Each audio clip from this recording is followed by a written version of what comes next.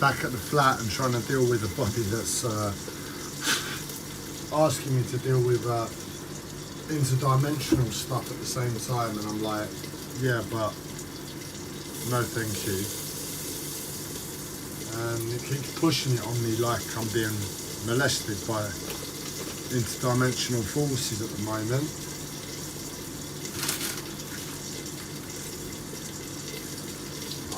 Long story short, just been down the shops, and in all honesty, the energy of my life, let's see if we can get a bit more light in here. It's like it's been going back to 2-3 years ago. Happens, I've got mental health disorder, I expect this sort of stuff. But what I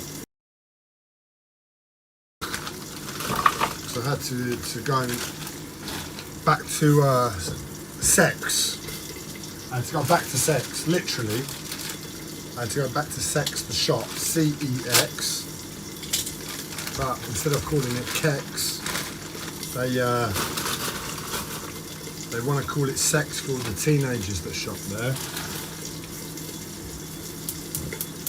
Because the people that work in these organisations have the best interest at heart for their customers, don't they?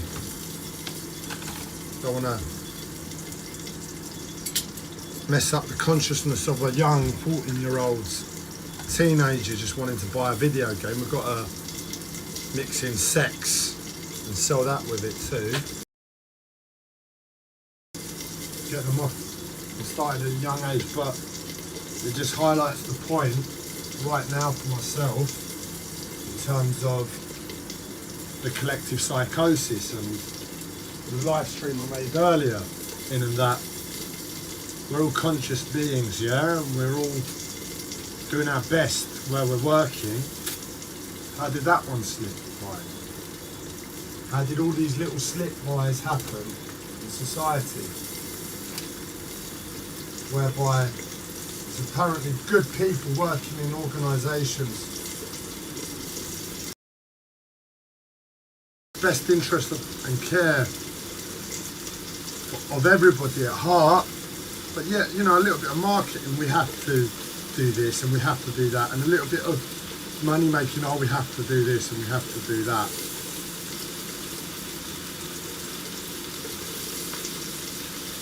Sooner or later it's like, well, why bother with any goodness? We might as well just save the energy and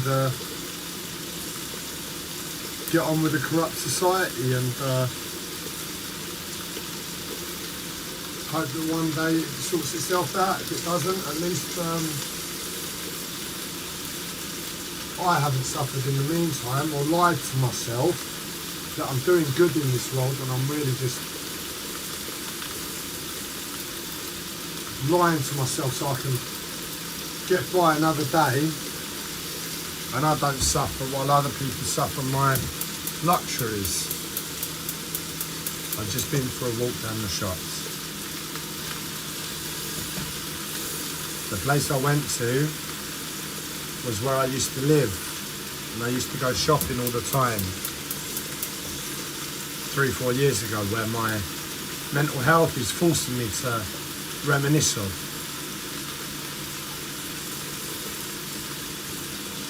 And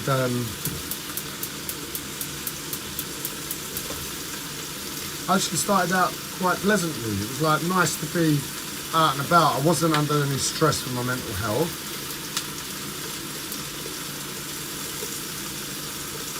Started going into a couple of the shops.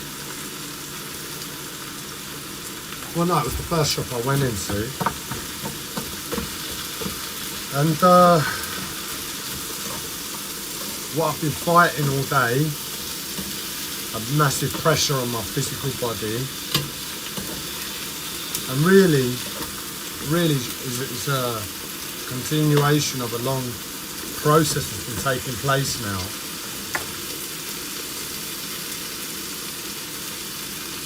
And it's just got to the point today where I've got to focus on tidying up and packing up and getting out of here. That I'm saying, like, oh, forget about it, I've got something to focus on. and I'm aware in the present moment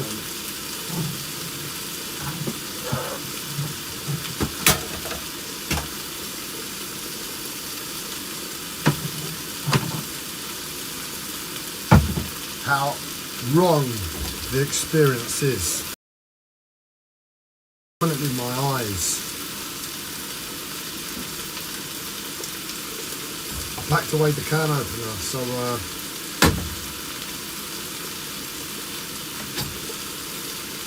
we improvise.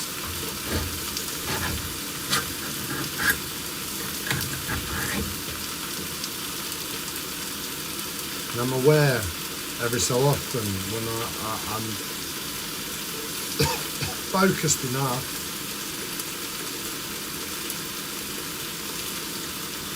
how messed up my eyes are and the experience actually is.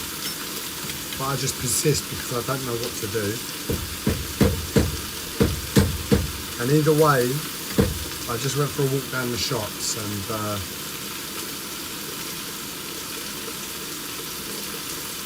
the collective psychosis of the people made it difficult for me again. It was just a bit of a kick in the teeth. I want a bit of a break sometimes. And it normally looks like this. The women, doesn't matter what type of woman it is, they tend to manipulate my sexual centre.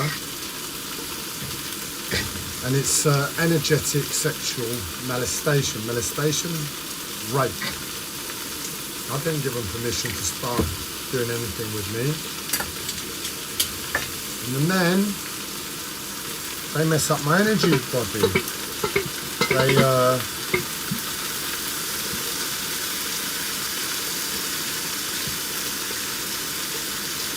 imagine walking down the shops and all of a sudden the gravity starts to play funny games in your body. And that's what it's like. And the men antagonise that, the women antagonise the sexual centre. You know, it's essentially a beating for Andreas. My mental health kicks into gear and I start screaming. Scream and swear. And with my admission to hospital on the last admission where they taught me how to enter into hysteria to deal with physical pain. And I'm in physical pain and I'm already past that threshold.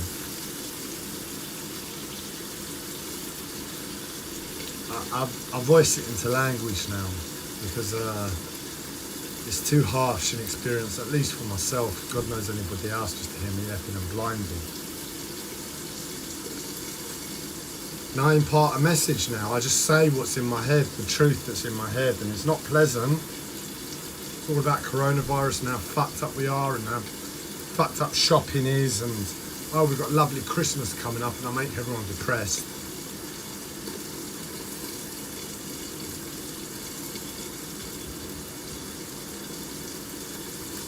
But that's my life. It's just another day. But I was in the place where that unpleasant period of 2017-18 was centred. Well, one of the centres of its unpleasantness. I just want to do my shopping and get away. I keep myself. I like peace, like I'm sure we all.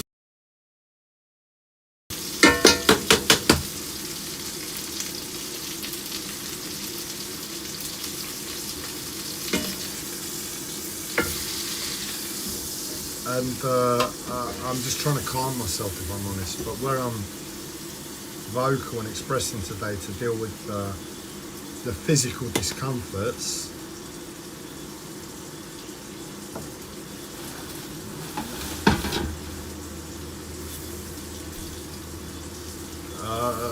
some of that might come out on this video, where it's not really been happening of late.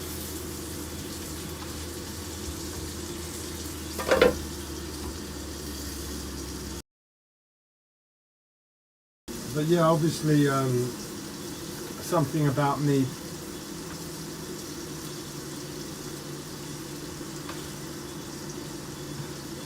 makes the collective psychosis want to hurt me. It's physical pain I'm experiencing. It's physical, sexual unpleasantness I'm experiencing.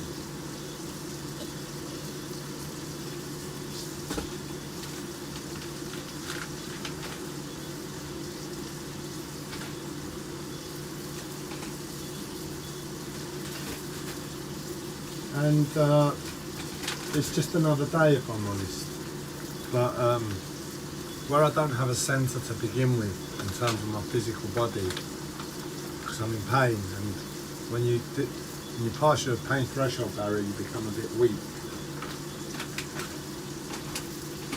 And you sort of just have to go with the flow. But I walk down the shops and your mental health gets antagonised. And because you're in physical pain, you can't really deal with it.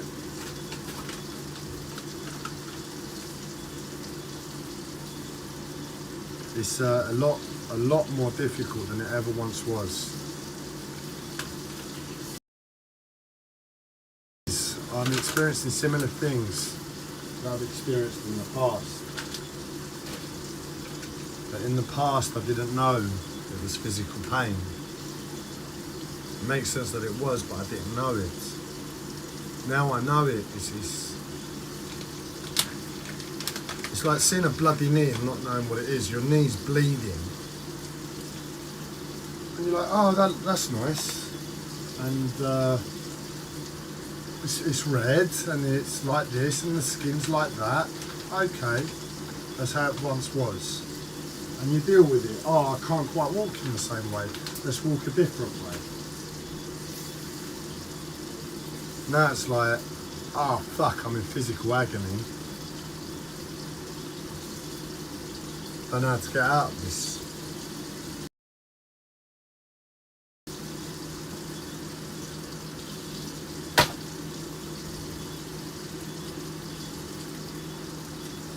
Makes me feel better to say what's in my mind, the truth. It's just a horrible, horrible. I turn into the horrible person, you know? Make everyone miserable. And I normally make people miserable just by me trying to deal with my mental health and look in a state, just by my appearance and smell and everything else. I don't need to add any language or anything else to it to make people miserable.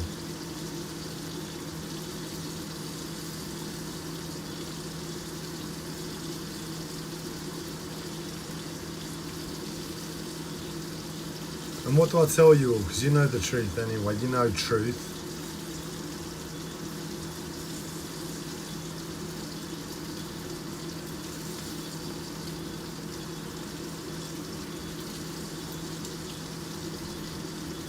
Thank fuck for tobacco, man. I just never knew how calming it was.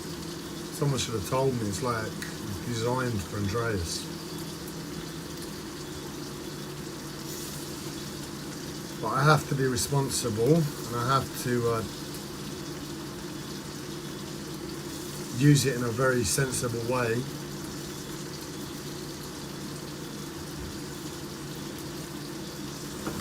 So I don't know how I'm gonna use it going forward.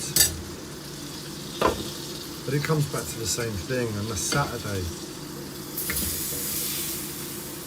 It's like I held my breath for it all day, and you know it was there in my face, and I didn't give any energy to it. I didn't want to annoy my neighbours again today. They've had such a hard time with me, and I annoyed one of them.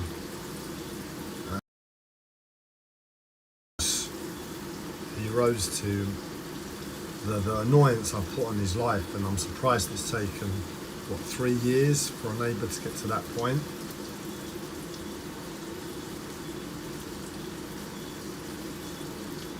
So I did my best, I just ignored it, but you know, once I snap, it's like, it's impossible. So I take after my mum. She's a new neurosis. She's neurotic. She was neurotic. Her and my dad's relationship was, my dad would piss her off all the time.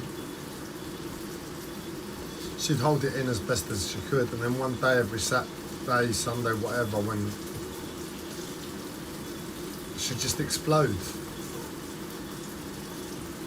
And then my mum would make everyone miserable. I take after my mum, but when I explode, I look like my dad.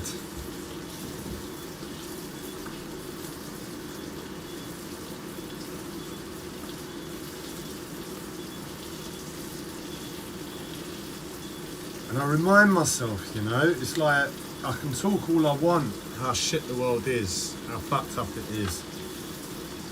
Only when I experience it on that level do I really remember how fucked up it is. Otherwise it would have been a nice trip down the shops, if I'm honest. So maybe on some level it's like, Andreas, you really need to keep it in mind how messed up the world is. You can't let it go.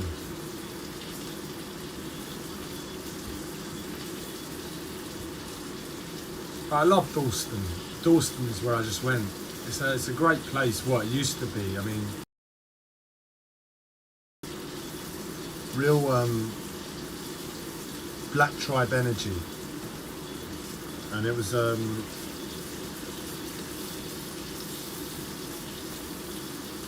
after working in Catford, which was my first real introduction to the black culture. Catford, again, real black tribe energy, real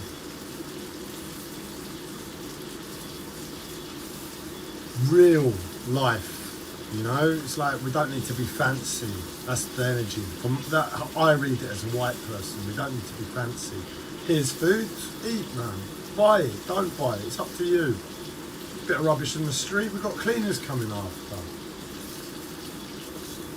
But apparently a friend from an old workplace said that it's what's that, social cleansing, where it's like the rich people change the environment. He said that's happened to Catford, and that was before that happened to Dalston, and that was before I really became fond of it. And it's happened even more so now. I mean, Amazon Fresh, they've got a shop there. Marks and Spencer's have got a shop there. The flats are all high-rise and expensive. The restaurants are all becoming expensive, and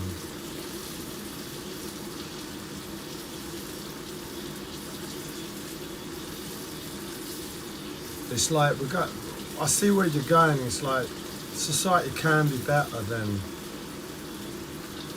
the statement of what I said, like a market, a bit of a bit more relaxed. It can be better than that. It can be better in the sense of, as a collective multicultural world, we can strive to live in clean places, you know. We can strive to live in systems that work, you know, that we don't need rubbish on the streets. But then you go a bit fancy with Amazon Fresh and high-rise buildings and fancy restaurants, and you realise that you might as well rename it something different.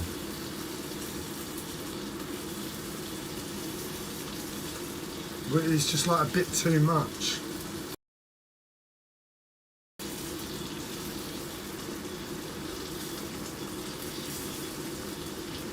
For anything that really has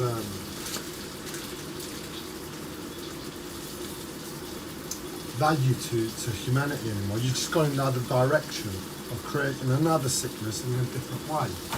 Not that I believed it was a sickness before, but if it's a rough area, that's the only thing that I can understand. It can be improved, really. Make people feel safe, but I don't feel safe with high-rise buildings and posh restaurants in an area that didn't really need them.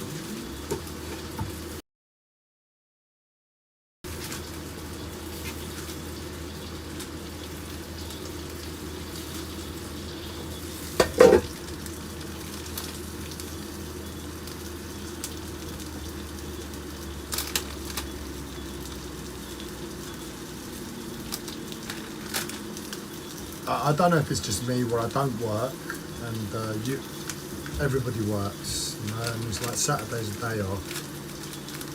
And all that pressure from the week that everybody holds in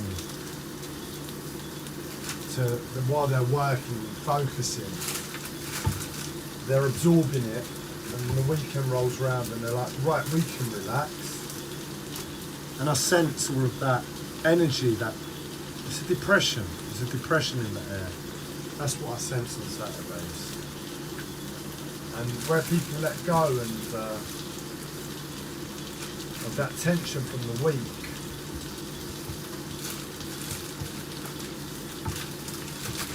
I get a sense of that energy on Saturdays. I feel it, and it's like,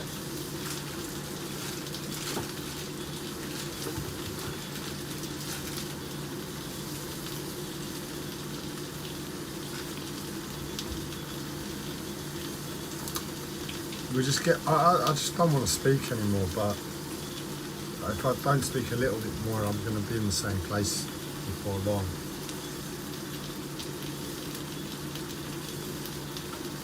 And I see like,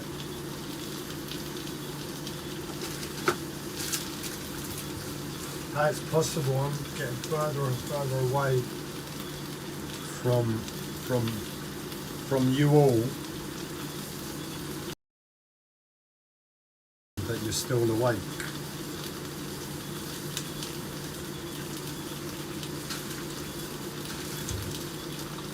You could tell me, oh, don't worry, Andreas, we're still here, still conscious, but no.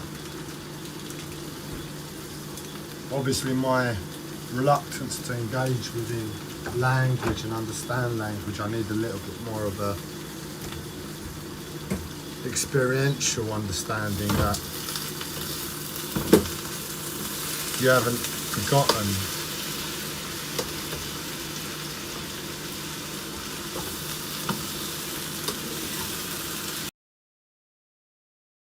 As I got on the way back, it was like, I don't know how I'm going to function without Amazon Fresh living on a boat, because obviously I can't get food delivered to me on a boat. I'll try, but it's not going to be likely.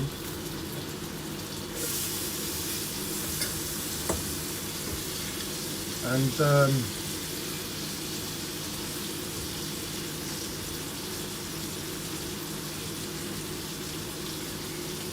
I'm going to have to go to the shops more often, and these experiences are going to be there, so I'm going to have to slow life down, right down,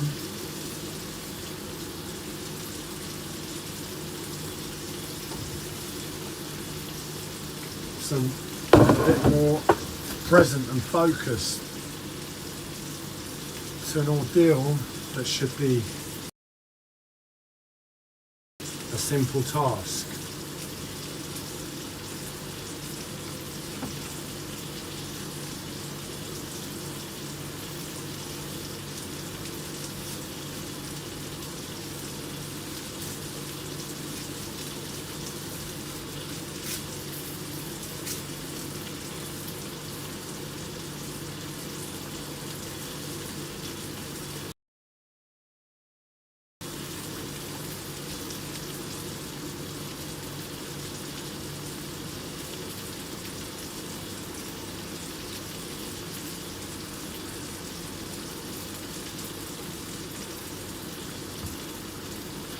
I can't think beyond the pain, man. It's absolutely to witness. So I'm going to end the video now.